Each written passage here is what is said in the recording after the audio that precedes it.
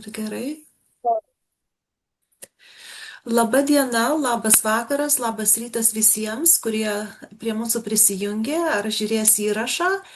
Tai Pasaulio lietuvių bendruomenės visuomeninių reikalų komisijos renginys Ukraina po 12 metų karo - kaip išlaikyti paramą. Mano vardas Dovilė Budrytė ir aš esu Pasaulio lietuvių bendruomenės visuomeninių reikalų komisijos pirmininkė ir aš taip pat esu žurnalo Lituanus, leidžiamo Amerikos lietuvių bendruomenės redaktorė. Ir iš tiesų yra didelė garbė ir tikiuosi renginys bus sėkmingas, nes tai yra ir šviečiamasis renginys. Mes turime tikrai labai gerus ekspertus, net Maksimą iš Ukrainos, kuris prisijungė, Neringa, kuri darė Ukrainoje tyrimus, tai yra šviečiamasis renginys, bet taip pat tai yra ir renginys labdaringas. Mes renkame lėšas lietuviams gyvenantiems Ukrainoje, tai pokalbių paskyroje matote, kaip aukoti šiam renginiui. Na, šiek tiek norėčiau pradėti pasakojimą apie patį renginį. Tai žinoma, manau, kad čia susirinkusiems nereikia, tai nebus naujiena, kad karas Ukrainoje vyksta ne 4 metus, kaip paprastai matome žiniasklaidoje, bet net jau 12 metų.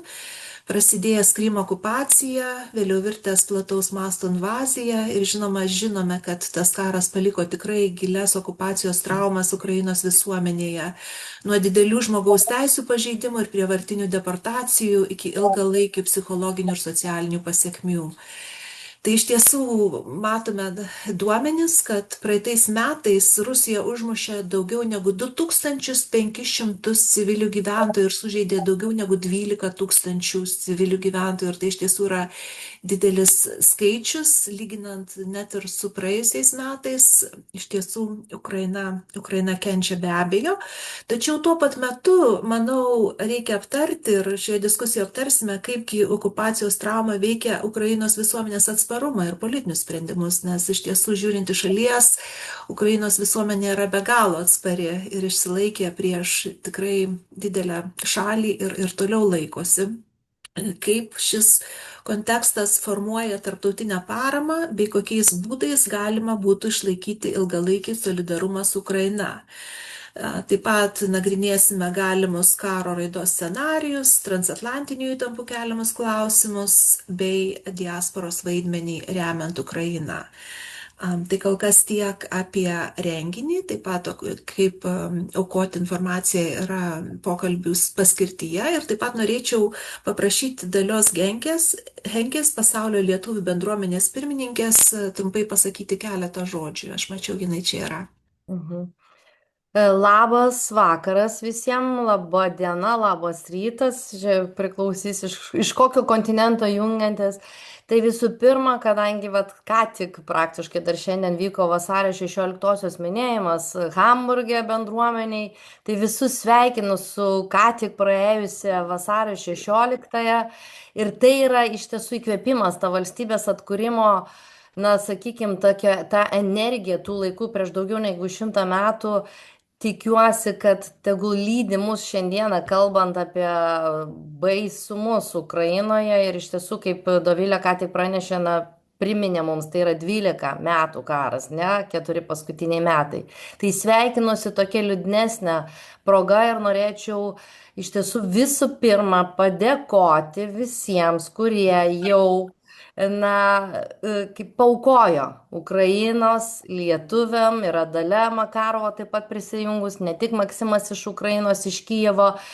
Kas, jeigu ne mes lietuviai pasaulyje, galim savo brolius seseris paremti ir kada, jeigu ne dabar. Šiandieną ir visada, bet iš tiesų dabar, kaip ką tik Dalia trumpai paminėjo, tai yra pati sunkiausia žiema, lyg ir praėjo, bet vis viena yra žmonių, 30 šeimų su savo poreikiais. Dėkoju visiems iš anksto, žinoma, yra antra padėka jums, kad jūs sekmadienį, nežinau, ryte, vakare prisijungiat į diskusijas ir aišku, žinoma, svarbiausia ir padėka visiems pranešėjams, būsimams ir aišku Doviliai, kuri Pasaulio lietuvių bendruomenės, taip sakyt, valdybos vardu tokį renginį, organizavo švietėjišką būtent ir labai svarbu apie tai kalbėti. Ir norėčiau priminti tik tai keletą tokių aspektų, kaip Pasaulio lietuvių bendruomenė per tuos 12 metų iš tiesų Ukraina remia, tai visų pirma mes jau 14 metais rašėm rezoliucijas ir jau tada oficialiai buvo politinė parama pasaulio lietuvių Ukrainai. Tai nebuvom niekada abejingi. Na, o ir turėjom net memorandumą su Ukrainos, pasaulio Ukrainos kongresu ir taip toliau, bet mes dar ne visiškai panaudojom tą formatą, kad visos ir Baltijos šalis, ir ta pati Lenkija kartu apsijungę tokį taip pat memorandumą esam pasirašę, kad jeigu reikėtų mums bendrai, kaip sakyt, apsijungti ir labai rimtai kažkokį klausimą kartu spręs, mes dar to nepanaudojam, kaip sakyt, dar turim vieną džokerį. Na, ką kitą dar norėčiau paminėti, kad mes per 2 paskutinius metus ir buvusi valdyba pasaulio tų bendruomenė tai paruošė strategiją pilietiniam pasipriešinimui ir įsitraukimo į visuotinę gynybą. Dovilė paminėjo, apie tai matyt kalbėsime šiandieną gal diskusijų pabaigoje, bet iš tiesų strategija yra vienas dokumentas apjungiantis iš vis kaip kiekvienas lietuvis gyvendamas visose kontinentuose, 56 dabar bendruomenės, 230 plus lituanistų mokyklų galėtų įsitraukti. Tai yra 4 pagrindiniai ir jau baigiu pasisveikinimą, na, pagrindiniai mūsų veiksmų, taip sakytam, plane, kuris dabar paskutiniais pusmetį yra vyksta, taigi mokymai, kiekviena bendruomenė pagal valstybės mokymai labai specifiškai, nes kiekviena valstybė dar turi savo specifiką. 4 pagrindiniai, kad tik žinotumėt. Visų pirma, iš mūsų diasporos, kaip ir iki 90 metų reikalinga politinė parama ir jos reikės toliau. Tai ir vadinasi ir mitingai, ir laiškai savo valstybėse, savo vyriausybėse, ir konferencijos, ir netgi tokia pat konferencija kaip šiandien, arba, sakykime, švietėjiškas renginys, kaip vyksta. Dar kartą visiems ačiū ir dalyviams, ir organizatoriams. Antra, finansinė parama. Finansinė parama parodėm jau dabar Ukrainai prieš 4 metus irgi mūsų diaspora lietuviai susivienio. Radaram vyksta dabar Lietuvoje daug visokiausių vyksta akcijų, taip pat ta pati lietuvius paremti. Irgi čia mūsų yra ta finansinė, jos reikės dar intensyviau ir labai konkrečios. Trečia, ruoštis kiekvieną bendruomenę, ypač čia, sakykime, Europoje daugiau priimti pabėgėlius, šeimas iš Lietuvos. Jeigu jų reikėtų, bet čia jau nesigilinsiu. Ir ketvirta, svarbiausia perduoti tai jaunimui, kad suprastų jaunimas gimęs užsienį, trečdalis tautos gyvena ne Lietuvoje, ką kiekvienas ir turėtumėm daryti ir kas yra iš vis Lietuva, tai grįžtų vėl prie vasario 16, taip sakyti, ištakų mūsų atstatyta valstybė, kovo 11 turime sausio 13 renginius ir taip toliau, perduoti mūsų tą žinią ir mūsų tapatybę ir mūsų patriotizmą mūsų jaunimui. Tai yra čia 4 tokie, sakykime, pagrindiniai poliai, ant ko stovi visas pasaulio lietuvių bendruomenės pasiruošimas, na, susitelkimas, jeigu tai ateitų diena X. Ir žinoma, jeigu niekas nebežinot, kaip gali toliau prisidėti, stokit į Šaulių sąjungą. Jeigu jos nėra, bandykite įkurti savo valstybėje. Jos dabar labai aktyviai atsikuria. Labai ačiū dar kartą visiems ir linkiu ir įdomių pranešimų, ir į gerų įžvalgų, ir labai tikiuosi, Dovilė, prašymas paskutinis jums, kad po šios susitikimo, tikiuosi, bus spaudoj straipsnis ir galėsime tas įžvalgas pateikti ir pasauliui, ir Lietuvai apie tai, kokie bus rezultatai mūsų šios dienos ir liūdno, bet labai svarbaus susitikimo. Ačiū visiems. Labai ačiū Jums, gerbiama Dalia, už įžvalgas. Taip pat matau, kad dar yra prisijungusi ir Dalia Makarova iš Ukrainos, tai jeigu Jūs norėtumėt keletą žodžių trumpai pasakyti, mums būtume labai dėkingi. Sveiki visi. Na, pas mus čia, kaip jau Dalia minėjo, 4 metai intensyvaus karo faktiškai, bet pati sunkiausia žiema su apšaudimu energetinės sistemos, kur žmonės pasilikė be apšildymo, be karšto vandens. Ir ta problema dar jinai yra likusi, net pačiam Kijeve, kairiajam krante sudėtinga padėtis. Dalis mūsų ir žmonių papuola tenais gyvenantis kairiajam krante. Na, palaikymas tikrai reikalingas, nes viskas komplikuojasi ir sveikatos atžvilgių, nes stresinė situacija. Žmogus čia už kelių dienų pas mus bus 4 metai šito karo. Faktiškai su Trumpo atėjimu, ką reikia paminėti ir akcentuoti, su Trumpo atėjimu karas pas mus suintensyvėjo. Čia ir Kijevo apšaudimai, ir energetinės sistemos apšaudimai. ir, kaip sakant, valstybės, Amerikos vyriausybės nu, nepalaikymas, aš jau nekalbu, kad finansiškai, vienu žodžiu, ir ginkluotė, bet ir moralinio palaikymo iš prezidento ar vyriausybės atstovų jų irgi nėra. Na, o žmonėms mūsų tai tikrai reikalinga pagalba, parama, kad jie nesijaustų vieniši, nes vat palaikymas moralinis, kad jie jaustųsi pasaulio lietuvių bendruomenės dalimi, tai yra tikrai labai aktualu. Taip kad tikėsimės jūsų palaikymo ir supratimo. Labai ačiū, miela Dalia. Taip pat matote pokalbių paskirtyje čiate vadinamajame, kaip aukoti. Tai galima aukoti ir iš įvairių šalių, ir Amerikos, ir žinoma Europos. Yra ir galimybė aukoti per Pasaulio lietuvių bendruomenės asociaciją Lietuvoje. Tai tikrai labai laukiame aukų. Mažiausiai prašymas 5 eurus arba $6, bet žinoma prašome ir daugiau.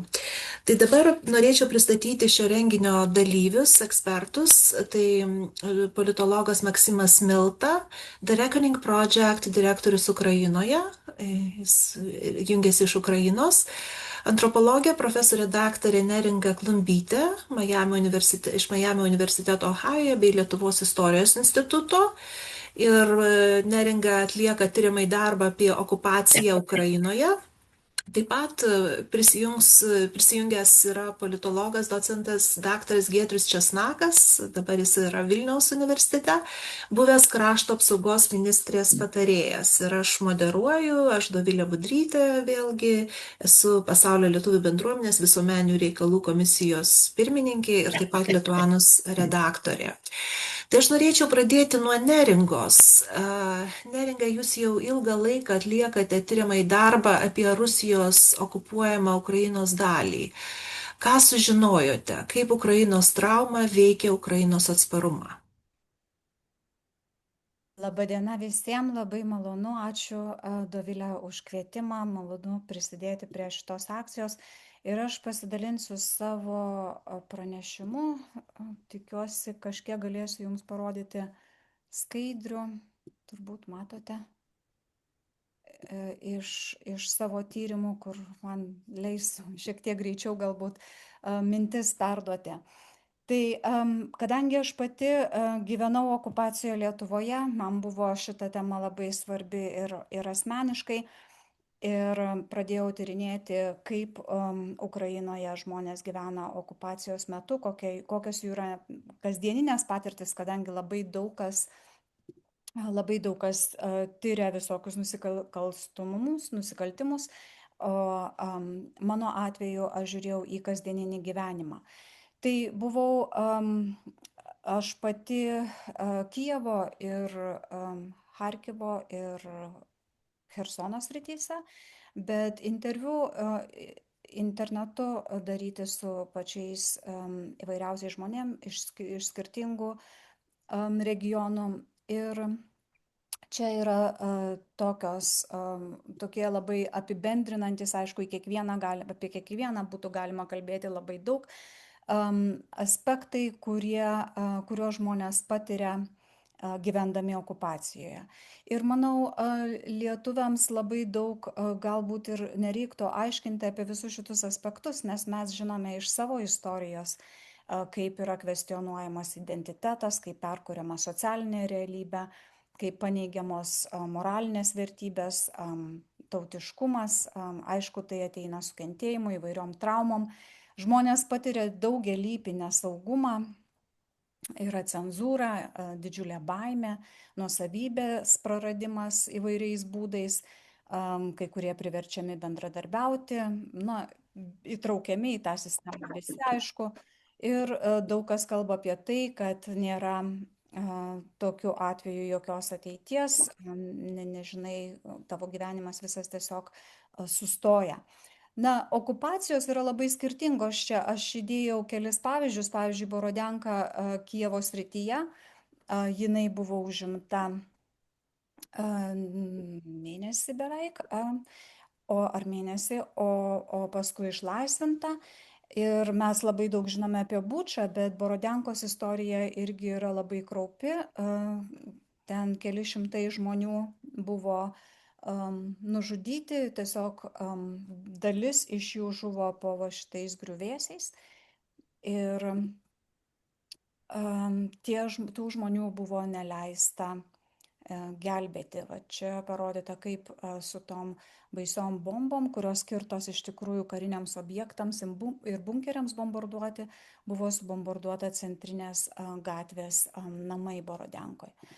Na, visada visose tose istorijose yra labai daug stiprybės ir pasipriešinimo ir išlikimo. Aišku, tai yra ne tai, ką renkasi patys ukrainiečiai, bet yra priversti laikytis ir būti stiprus. Ir aš, kai buvau Borodenkoje, norėjau nufotografuoti Ševčenką su prašauta galva.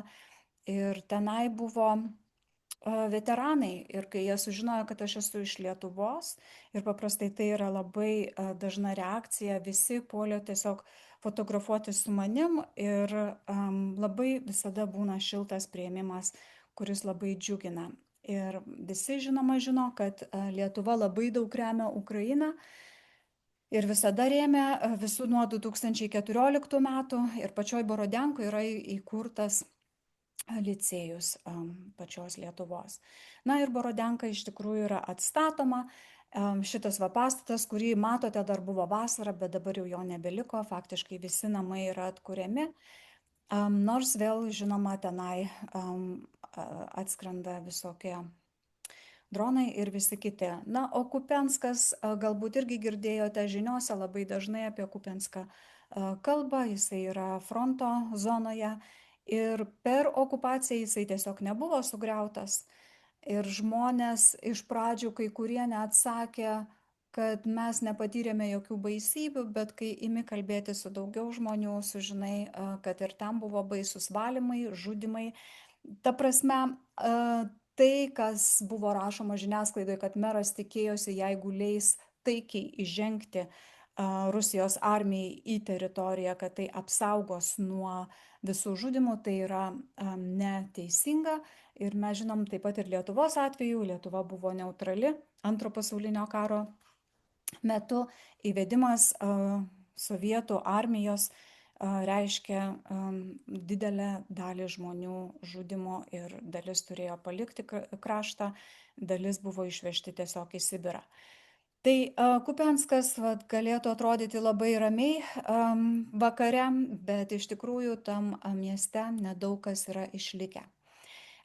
Mirtis baisiau, tik mirtis yra baisiau už okupaciją. Čia yra labai toksai dažnas pasakymas žmonių ir jie netgi sako, kad jie yra nesuprantami tų, kurie negyveno okupacijoje. Ir man čia primena mūsų iš tiesų su Dovile holokausto studijas, kai žmonės sako, kad mes galim tiesiog atpažinti vienas kitą iš akių gatvėje. Tie, kurie yra holokausto išlikusiųjų palikuonis. Tai tą patį sako ir tie, kurie gyveno okupacijoje. Tai yra buvo baisios patirtis ir daug kas buvo prarasta, namai, turtas, aišku, žmonės, santykiai, apie kuriuos aš kalbėjau. Taip pat dar sakoma, kad okupacija yra kaip kalėjimas ir dalis žmonių persikraustės tiesiog gyventi į savo rūsius. Čia vienas privataus namo rūsys, su visom bulvėm ir stiklainiais ir konservais, o kiti gyveno rūsyje mokyklų ir panašių kitų institucijų, čia bendrabučio rūsys, kadangi tenai irgi turėjo slėptis nuo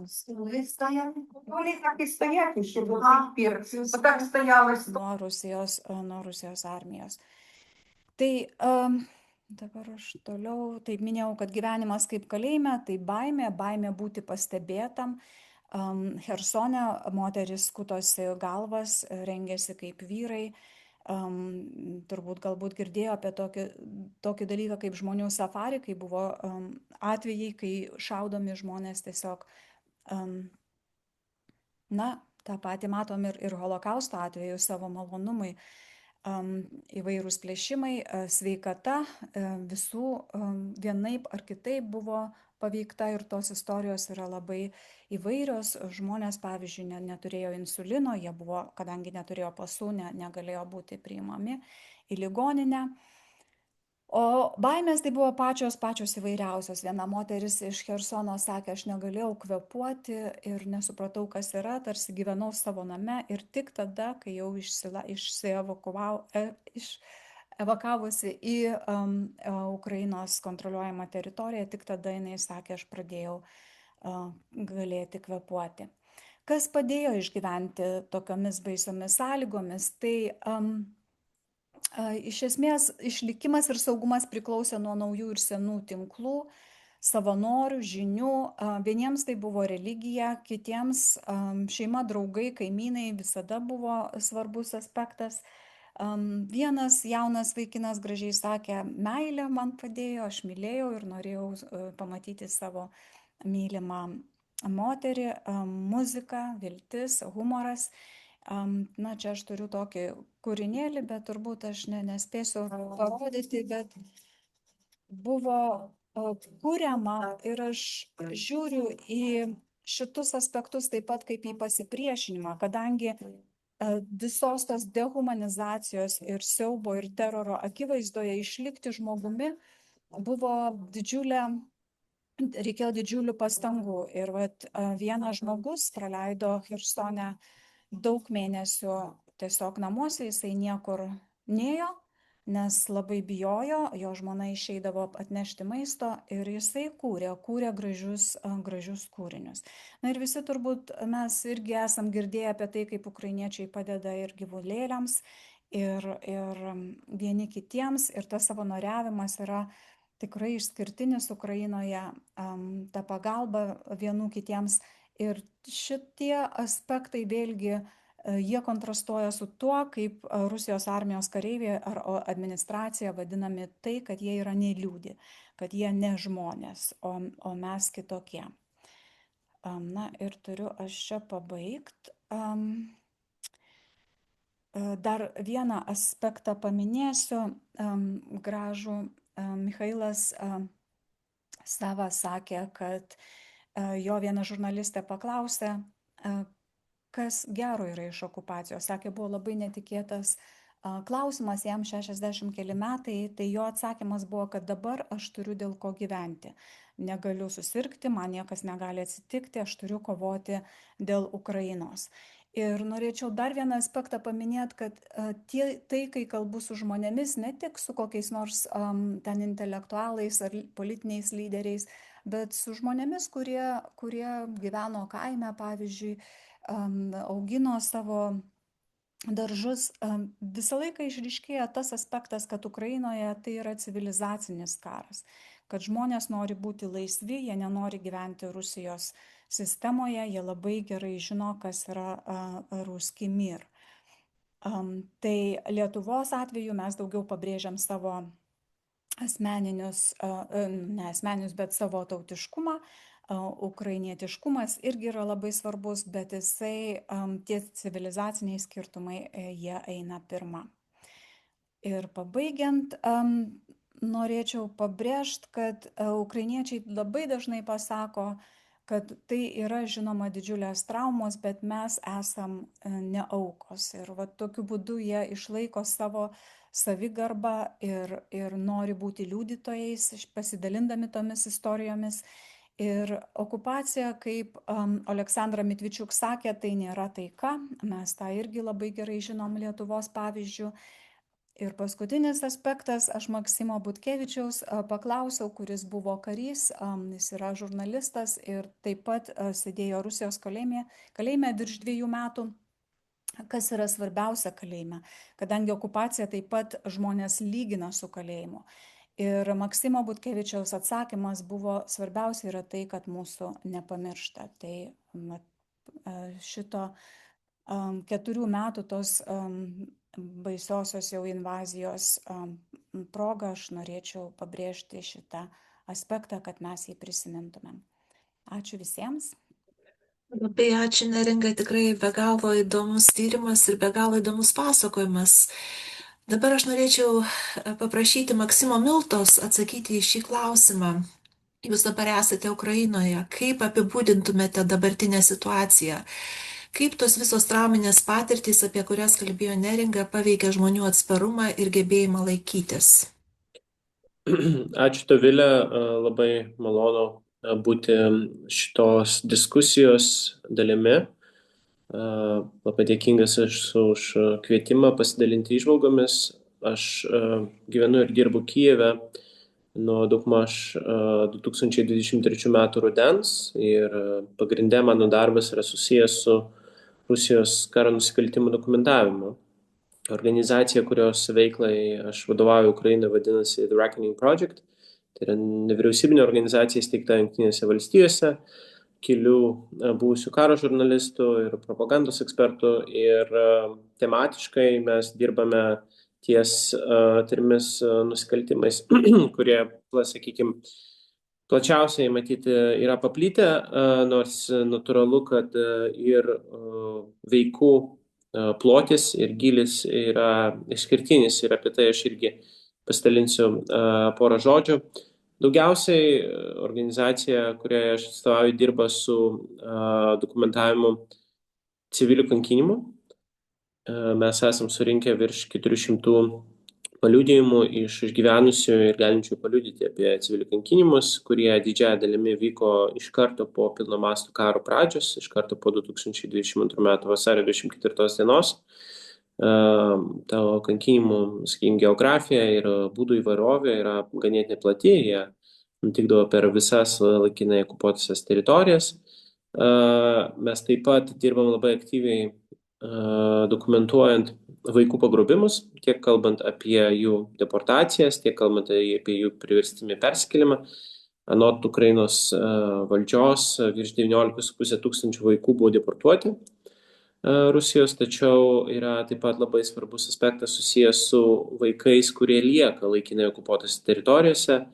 Ir tokių vaikų, kurie lieka ten ir nebūtinai buvo perkelti Rusijos okupacinės valdžios, ar tais per visą laikinai okupuotų teritorijų, reiškia erdvę, ar tais deportuoti tiesiai į Rusiją, arba deportuoti į Rusiją pro Baltarusiją. Tokių vaikų yra apie 1,5 milijono.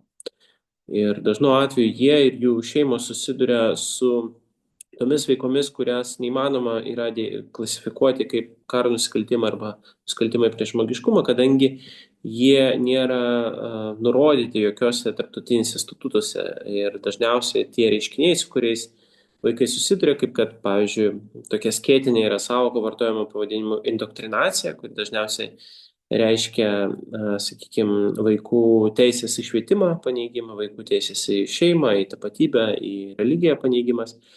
Tai yra vos žmogaus teisų pažeidimai. Ir visoje,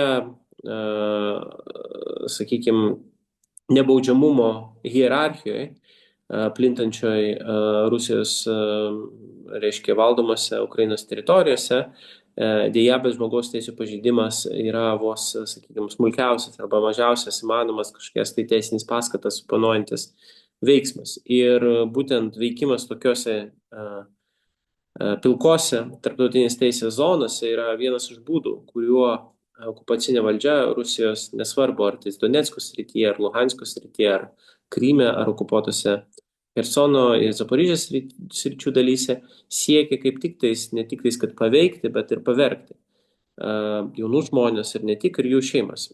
Ir trečias karo nusikaltimus, kuriuo klausimu mes dirbam ganėtinai aktyviai, yra priverstinė mobilizacija, kuri vyksta laikinai okupuotose teritorijose, kuomet Rusijos okupacinė valdžia sukuria tokias, sakykime, tokias aplinkybės, dėl kurių dažnu atveju jauni vaikinai, jauni vyrai tiesiog neturi kito pasirinkimo, kaip kad prisijungti prie Rusijos ginkluotų pajėgų ir natūralu, kad jie tampa, sakykime, verčiami yra ginklu prieš savo gimtąją šalį.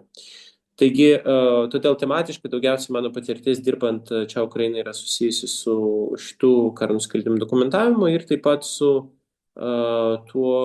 su bandymais ir būdais, kaip šitų paliudijimų pagrindų ruošti tiek baudžiamosios ieškinius trečios jurisdikcijose per universalios jurisdikcijos principą, tiek perdodant surinktus paliudijimus tarptautiniam baudžiamajam teismui, kuris jau turi tyrimus sėtinus su tiek vaikų pagrobimu ir kitomis veikomis, tiek kalbant apie paliudijimų perdavimą Ukrainos generalinio prokuroro ofise. Ir galiausiai mes teikiam labai daug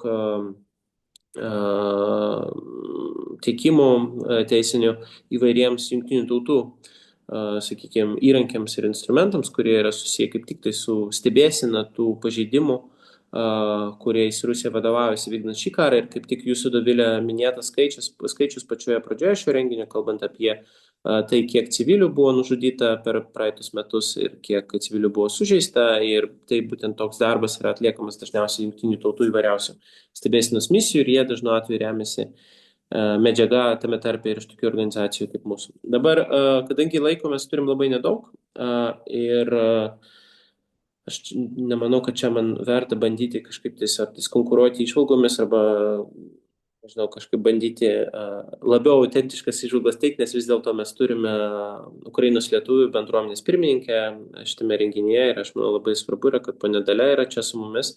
Jinai daug ką pasakė. Aš galbūt pabandysiu pažvelgti iš mano tokio stebėjimo ir iš gal labiau analitinės pusės, kur man atrodo didžiausia tokie 3 iššūkiai šiuo metu yra Ukrainai, Ukrainos žmonėms. Ir vienas iš tų iššūkių, ir man atrodo, jis toks akivaizdžiausias, yra valstybės valdymo iššūkis. Ukraina yra milžiniška šalis, ypač lyginant su Lietuva. Atstumai nuo Ukrainos vakarų iki Ukrainos rytų, nuo šiaurės iki pietų yra didžiuliai. Natūralu, tai nėra, sakykime, lyginimas su Jungtinėmis valstybėmis, bet iš esmės 500 km atstumas, 800 km atstumas, 1000 km atstumas yra visiškai realūs skaičiai. Tai yra tie atstumai, kuriuos dažnu atveju ukrainiečiams reikia įveikti, siekiant, sakykime, patekti iš vieno taško šalies į kitą tašką. Lietuvoje dažniausiai, kai mes pravažiuojam virš 350 km, jau atsiduriam už šalies ribų. Taigi suvokti reikia ir labai svarbu yra, kad mes kalbam apie šalį, kuri yra tiesiog labai didelė, kuri yra itin įvairi klimato zonomis, įvairi pagal savo gyventojų tankumą, įvairi pagal tai, reiškia, kuriuose jos dalyse yra labiausiai išvystas žemės ūkis, o kuriuose dalyse anksčiau buvo labiausiai plėtojama pramonė. Mes taip pat matome, kaip keičiasi tas Ukrainos kraštovaizdis, ypatingai kalbant apie pramonės geografiją Ukrainoje, nes nuo XIX amžiaus pabaigos pramonė labai kryptingai buvo vystoma Ukrainos rytuose, tose teritorijose, kurios dabar didžiąją savo dalimi yra po Rusijos okupacinę kontrolę. Todėl nemažai tos pramonės, kurią įmanoma yra perkeliama į vakarus ir todėl ta Ukrainos įvairovė jį taip pat keičiasi karo eigoje ir konkrečiai kalbant apie pilną mastų karą. Bet nemažiau svarbu yra tai, kad dėja, bet Ukraina šiuo metu gyvena, kaip galima būtų pasakyti, iš kredito kortelės. Ukrainos iždo pajamų niekiek neužtenka tam, kad patenkinti poreikius, kuriais susiduria Ukraina. Ukrainos biudžetas šiems metams vos viršyje apie 110 milijardų dolerių, kas yra nelabai šiaip įspūdingi, sakykime, skaičiai lyginant su tos pačios Lietuvos biudžetu ir panašiai, imant domėn skirtumą tarp gyventojų ir skirtumą tarp poreikių. Ir virš 97% visų pajamų, kurias surinka Ukrainos iždas, keliauja tiesiai patenkinti ginkluotų pajėgų poreikius.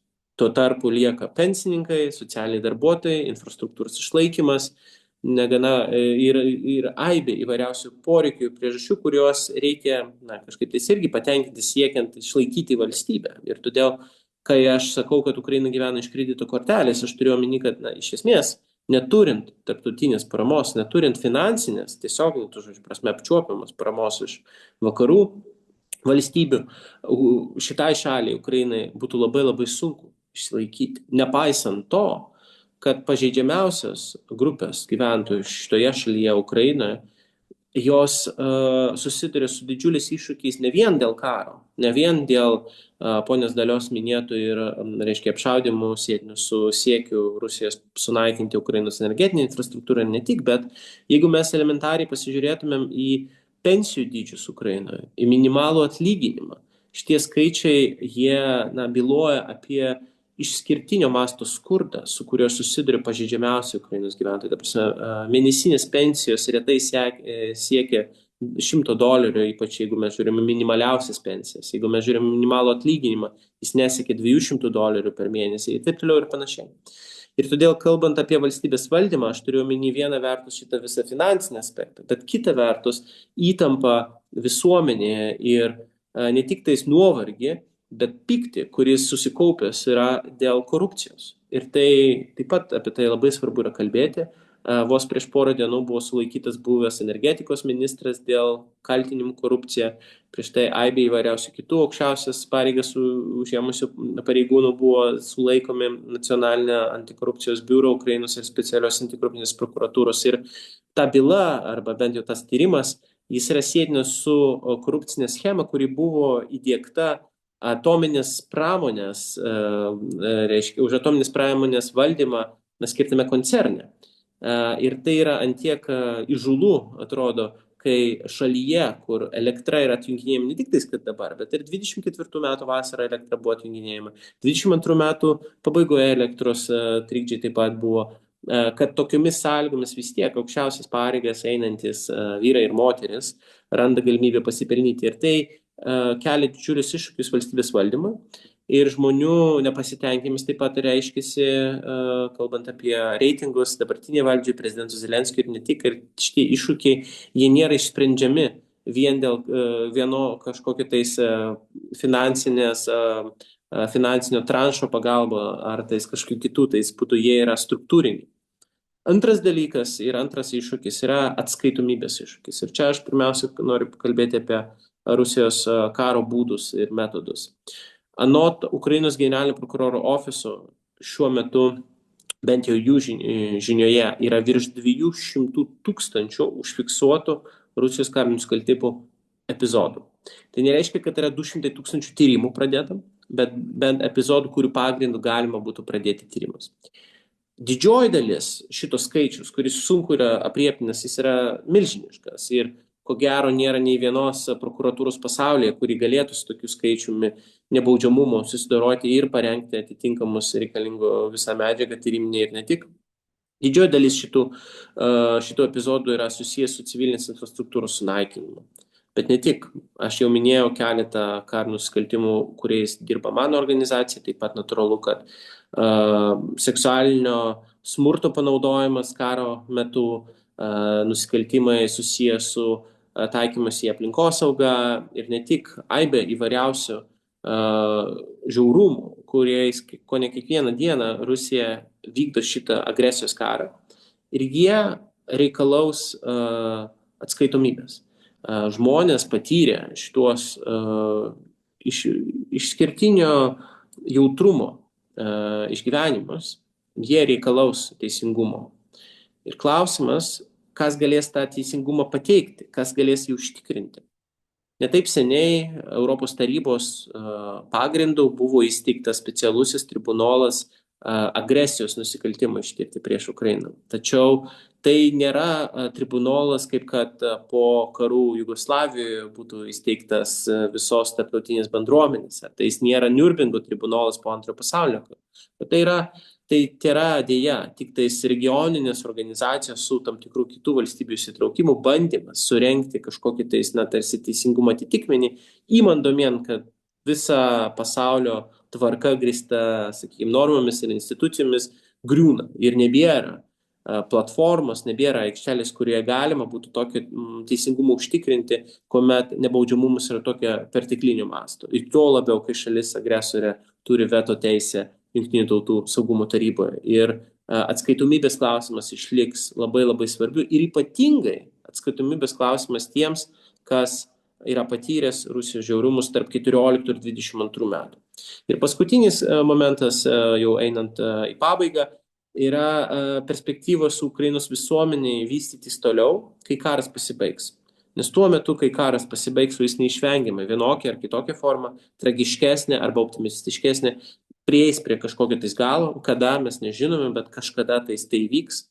Ukraina turės milžinišką skaičių veteranų, kurie yra patyrę labai daug sunkumų kare, bet kariaujantys šiuo metu Ukrainos ginkluotės pajėgose vyrai ir moteris sudaro apie 13% kariaujančių asmenų, jie susiduria su labai mažai galimybės rotacijai ir ne tik, ir jie bus taip pat pikti, ir jie bus taip pat labai nepatenkinti dėl šito karo ir dėl galimybę apginti savo šalį, dėl 2023 metais neįvykusio kontrpuolimo ir ne tik.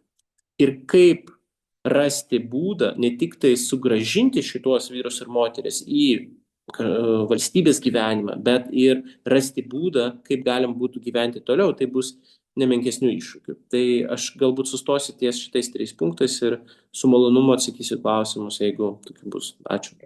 Labai ačiū Jums, gerbiamas Maksimai, tikrai už tokias įdomias politologinės įžvalgas. Dabar norėčiau paklausti Giedriaus, pateikti irgi politinės analizės, kelių dalykų norėčiau paklausti. Galbūt Jūs galėtumėte papasakoti, remdamasis politologo žiniomis bei savo praktinę patirtimi vyriausybėje, kaip Lietuva ir toliau mėgina padėti Ukrainai, nepaisant transatlantinių problemų, nepaisant Trumpo, kuris jau čia buvo paminėtas, ir kokie galimi karo pabaigos scenarijai ateityje. Tai sveiki, gerbiami visame pasaulyje esantys lietuviai, labai džiugu Jūs čia matyti. Labai dėkoju nuoširdžiai Dovilei už pakvietimą ir šio renginio iniciatyvą, tikrai manau, kad svarbu apie tai kalbėti.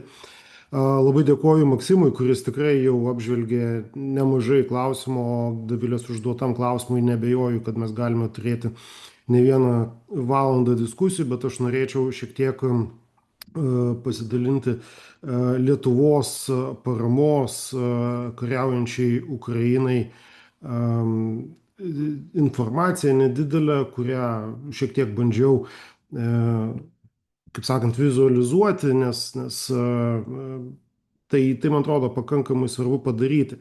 Ir Maksimas labai teisingai pasakė, kad iš esmės Ukraina gyvena iš kredito kortelės, nes ji pagal savo ekonomikos dydį surinkamos pajamas niekaip negalėtų užtikrinti ekonominio, socialinio, sveikatos, švietimo gyvenimo, jeigu nebūtų milžiniškos tarptautinės paramos.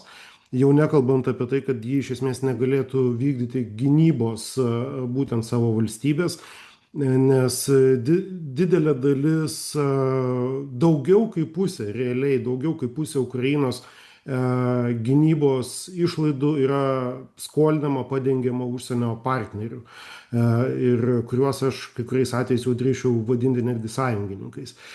Tai jeigu kalbant apie Lietuvą, bandžiau šiek tiek vizualizuoti, tai Lietuvos parama Ukrainai, iš esmės Lietuvos karinė pagalba Ukrainai siekia apie 1,1 milijardą eurų, suteikta nuo 22 iki 25 metų pabaigos.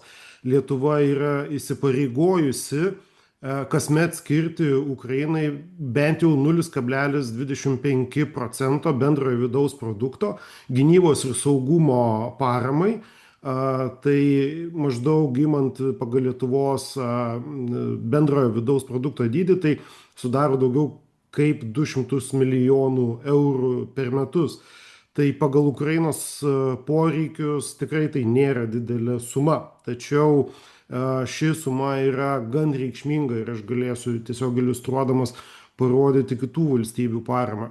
Kitas humanitarinė parama siekia apie 180 milijonų ir reikia pabrėžti, kad buvo kalbėta apie ir gerbiamos ponios Dalios apie sudėtingą žiemą Kijeve ir visoje Ukrainoje dėl atakų prieš kritinę šilumos, elektros infrastruktūrą. Tai Lietuva yra skyrus maždaug 100 milijonų paramos įvairiais generatoriais, šilumos ir elektros ir įrangą perdavusi. Tai tikrai yra suprantama, kuo gyvena Ukraina, ir tai įvyko praėjusiu metu vasarą, dar iki šio žiemos didžiųjų atakų. Tai vadinasi, iš esmės poreikis tam yra netgi padidėjęs šiuo metu ir žymiai. Finansinė parama nėra didelė, virš 50 milijonų. Ir mes turim pasakyti, kad Lietuvoje yra labai didelė pilietinės visuomenės parama. Čia jau buvo minėta akcija Radarom gerbiamos Dalios, vyksta ir kitos įvairios akcijos ir per įvairias pilietinės akcijas paramos fondus Lietuvos piliečiai ir verslo įmonės, nevyriausybinis sektorius yra skyręs daugiau kaip 110 milijonų eurų jau per šituos metus. Tai tikrai santykinai daug, bet tuo pačiu, jeigu mes žiūrime pagal su kokio masto grėsme Ukraina susiduria, su kuo kariauja, tai tikrai nėra daug, bet mes turime visą tai vertinti Lietuvos, sakykime, mastais. Ir akivaizdu, kad karinė parama sudaro didžiąją dalį, tai apie 77% paramos Ukrainai. Ir čia Maksimas teisingai pastebėjo ir gerbiama Neringa apie tas traumas okupacinės ir kad bus siekiama teisingumo, tačiau mes suprantam, kad jeigu Ukraina neatsilaikys ir maksimaliai nepasieks, neapgins savo teritorijos ir valstybės, kiek gali, tai apie tokį teisingumą mes galėsim kaip mokslininkai daug kalbėti, bet realaus to teisingumo nebus pasiekta, nes mes turime realiai, sakykime, Ukrainos valstybė ir tarptautinė bendruomenė turi gauti tuos nusikaltėlius į rankas, kad galėtų juos teisti už visus tuos nusikaltimus, kuriuos jie atliko prieš Ukrainos valstybę. Jeigu pasižiūrėsime pagal kitų valstybių paramą, tai Lietuva iš esmės pagal skiriamos paramos Ukrainai dydį yra 3. valstybė pasaulyje. Aš remiuosi Kylio instituto, sakykime, duomenimis, todėl kad juos pakankamai lengva palyginti.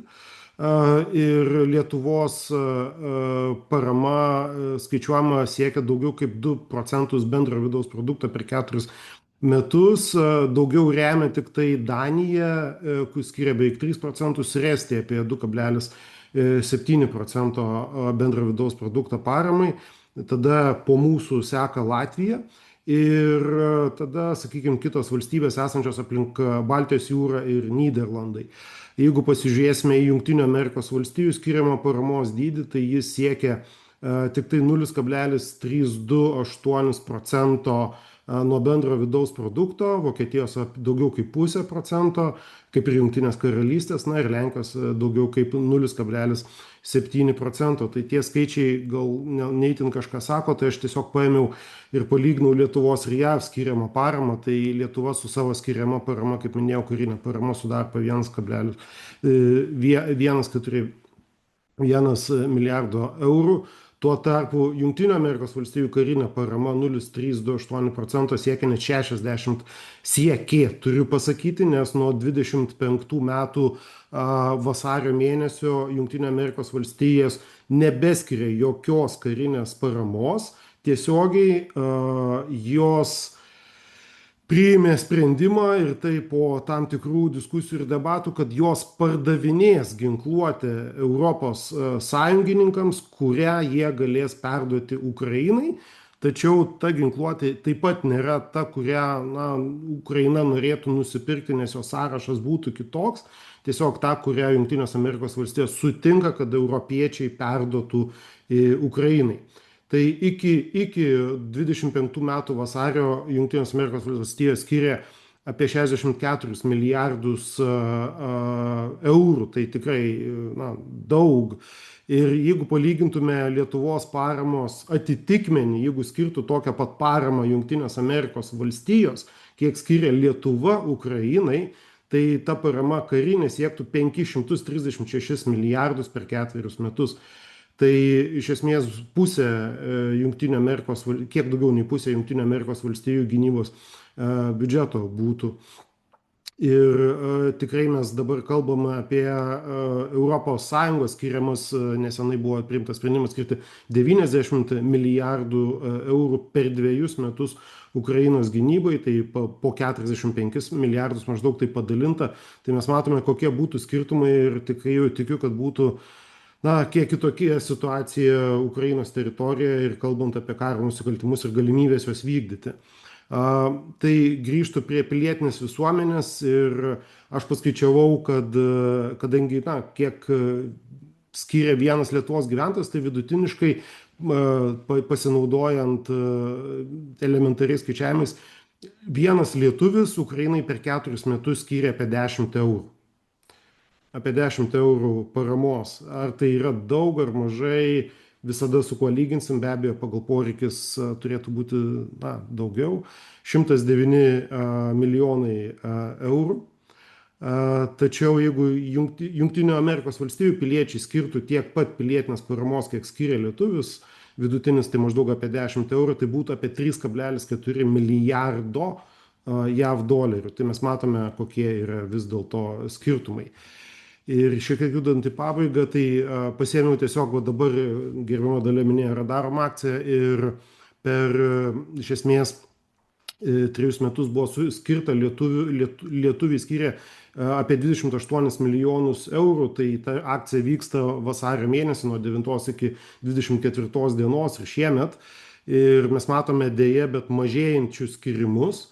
Ir šios dienos duomenimis tai yra skirta apie 2 milijonus eurų. Lyginant su praėjusiais metais, akcijos pabaigoje 24 dieną buvo daugiau kaip 5 milijonai. Tai mes matome mažėjančią tą paramą ir akivaizdu, kad tos paramos Ukrainai reikia daug ir karinės, ir paramos finansinės, kad galėtų tiesiog valstybė išgyventi ir sulaukti tos pergalės, kaip irgi gerbiamas Maksimas minėjo, pozityvesnė nata negu kad negatyvesnė. Ir aš tikrai kviečiu, kiek kas gali ir kaip gali prisidėti prie šitos paramos. Tai ačiū tiek. Dovilė, man atrodo, jūs neįsijungėte mikrofoną. Ačiū labai jums tikrai už labai vertingus palyginimus ir iš tiesų gėda, kad Trumpo administracija nutraukė paramą Ukrainai. Čia informacija yra, kaip padėti Ukrainos lietuviams per minėtą Pasaulio lietuvių bendruomenės akciją ir mes laukiame lėšų iki 28 dienos, tai iš tiesų labai prašome kuo greičiau tą padaryti. Šiek tiek yra laiko klausimams ir atsakymams, galbūt turime klausimų iš žmonių, kurie prisijungia prie mūsų, galite įspausdinti į pokalbių paskyrą arba tiesiog pakelti ranką. Aš norėčiau, kol laukiam klausimų, paklausti visų prelegentų. Tikėkime, kad Trumpo administracija pasibaigs kada nors, ar ne? Kaip suprantu, yra Ukrainoje tikrai neigiamas požiūris į tą administraciją. Ar manote, kad Jungtinės Amerikos valstijos galės sugrįžti kaip Europos ir Ukrainos sąjungininkai? Jeigu galim, aš tada jau, kol kolegos masto, tai aš labai trumpai. Aš manau, kad Jungtinės Amerikos valstijos kažkuria prasme vis tiek yra sąjungininkės Europos ir NATO, bet jeigu kalbant apie Ukrainą, tai aš sakyčiau, kad tai bus, tai nesvarbu, kai baigsis karas. Tai vis tiek bus laikoma tam tikra Jungtinė Amerikos išdavystė Ukrainoje ir Europoje. Ir mes turim suprasti, kad kai baigsis karas, finansinės paramos poreikis nesumažės, bet atsiras daugybė kitų politinių, korupcinių ir kitų klausimų ir tada pačios ir Europos beje valstybės sakys, tai karas baigėsi, mes jau turime patys į save investuoti, ar savo gynybos pramonės rengti, ar savo kariuomenės, ar socialinius kažkokius ekonominius klausimus spręsti patys, skolas galbūt, ar ne, spręsti.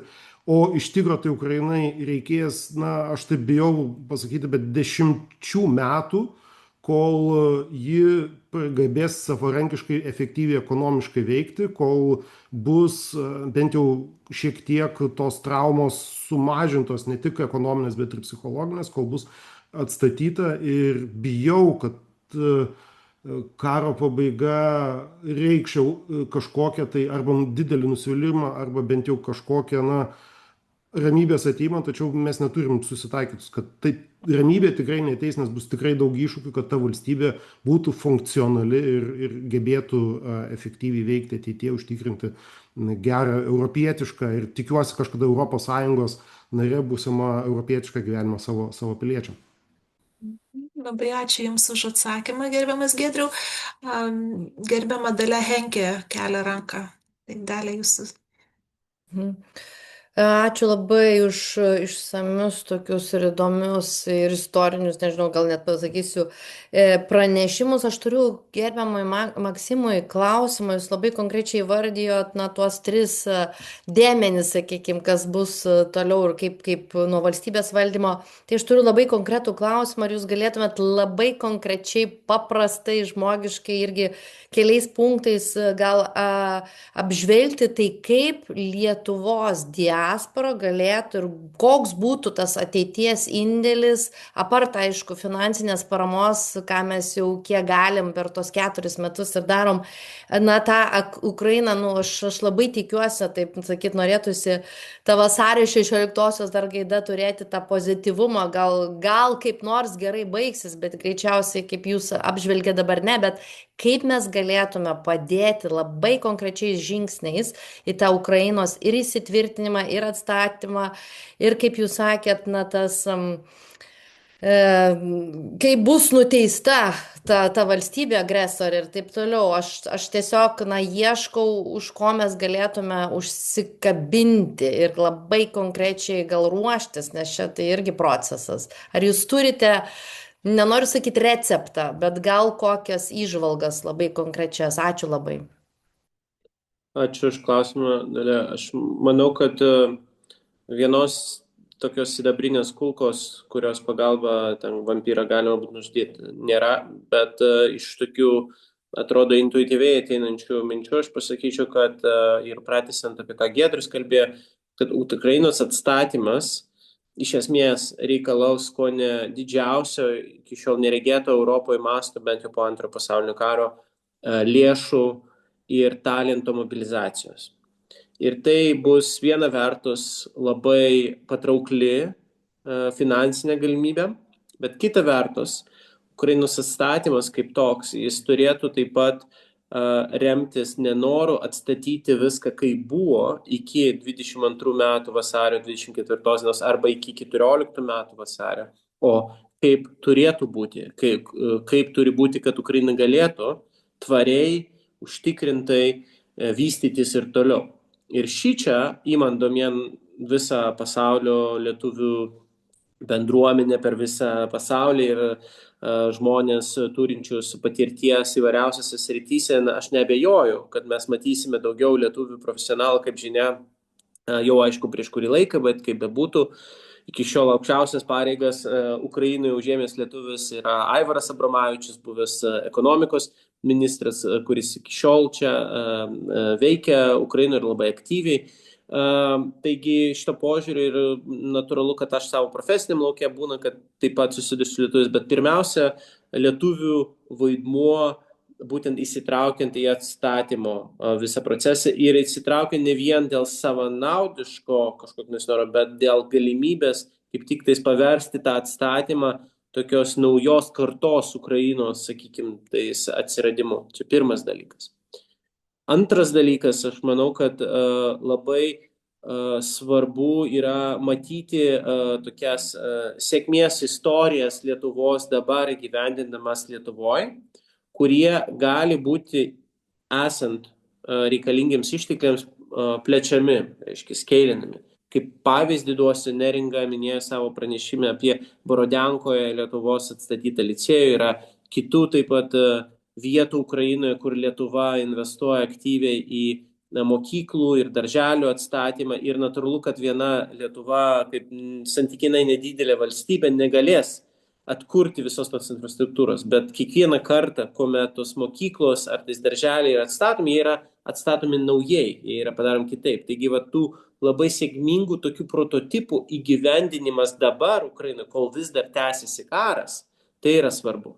Aš manau ir nemažiau svarbu yra tai, kad ne taip seniai, prieš kokį pusmetį ar panašiai, Ukrainoje buvo įdėkta vystytis programą sukurta pagal Kurk Lietuvai analogą, kur Lietuvoje jie atsirado prieš kokį 10 ar daugiau, kuomet iš išeivijos arba užsienyje studijavę lietuviai buvo kviečiami atvykti į Lietuvą ir išbandyti savo ambicijas skirtingose valstybės viešojo sektoriaus, reiškia institucijose. Tai lygiai taip pat tai yra tas know-how, kurį Lietuva atnešė dabar į Ukrainą. Ir Ukrainoje kol kas tai daroma yra kelių ministerijų pavydu, bet vis dėlto tai yra labai geras startas ir vėlgi, jeigu šita schema pasiteisins, ją įdėgiant daugiau lėšų, galim pasiekti žymiai didesnio rezultato. Tai vat, aš manau, kad Lietuvos ir lietuvių, nesvarbu iš bet kur pasaulyje yra vaidmuo Ukrainai, galėtų būti tokių sėkmingų prototipų įdėgymas Ukrainoje, išbandymas jų ir tada jau pasitelkiant tinklaveiką, tinklus per visą pasaulį ir panašiai, kitas valstybės įtraukiant didesnių kažkokių tais apčiuopiamų rezultatų pasiekimas. Labai Jums ačiū, gerbiamas Maksimai, už tokį išsamų atsakymą ir taip pat vyksta šiek tiek klausimai atsakymai ir pokalbių paskyroje. Tai tikrai yra daugybė galimybių aukoti, bet mūsų vajus, pasaulio lietuvių bendruomenės vajus visgi šį kartą yra koncentruotas ties konkrečiais žmonėmis, kurie mes tikrai žinome, kuriems reikia pagalbos ir tai tikimės, kad tas vajus pavyks. Na, iš tiesų nebeliko laiko. Labai ačiū visiems dalyvavusiems už klausimus ir atsakymus. Ir taip pat labai norėčiau padėkoti ir Pasaulio lietuvių bendruomenės visuomeninių reikalų komisijai. Čia tikrai renginio paruošimą ėjo nemažai darbo ir tikrai prisidėjo žmonės. Taip pat norėčiau padėkoti techniniai komandai iš JAV lietuvių bendruomenės, kur iš tiesų irgi labai daug prisidėjo prie šio renginio ir rašymo. Tai yra labai didelis darbas. Ir žinoma, tikiuosi, kad renginio įrašą pamatys ir daugiau žmonių visame pasaulyje. Ir labai tikrai ačiū visiems dalyvavusiems dar kartą. Ačiū, Dovilė, ačiū visiems. Ačiū.